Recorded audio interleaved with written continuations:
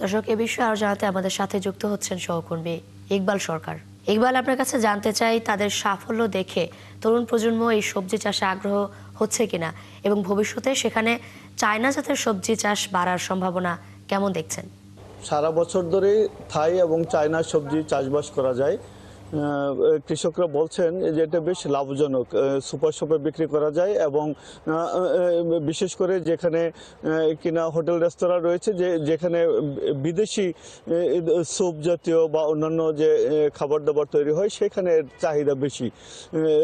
শুধুমাত্র তাদের যে একটু বিপণনের সমস্যা, সেগুলি ঢাকায় নিয়ে যেতে হয়, যেহেতু প্রচুর পরিমাণে উৎপাদন হয় না, অর্থাৎ অনেক বেশি পরিমাণে উৎপাদন হয় না, সেই কারণে যারা ক্রেতা তারা এখানে আসেন না, ঢাকায় নিয়ে যে তাদেরকে বিপণন করতে হয়। বলছেন যদি বিপণনের সুবিধা হয় বা আরও ব্যাপকভাবে চাষবাস বাড়ে, এলাকায় যদি আরও ছড়িয়ে যায় এই যে চায়না এবং থাই জাতের সবজিগুলি, তাহলে হয়তো পাইকাররা বা ক্রেতারা এসে নিয়ে যাবেন এবং তারা হয়তো বিদেশেও রপ্তানি করতে পারবেন। সেই ধরনের টার্গেট নিয়েই কিন্তু অন্যান্য যারা রয়েছেন আশেপাশে তারাও আগ্রহী হচ্ছেন।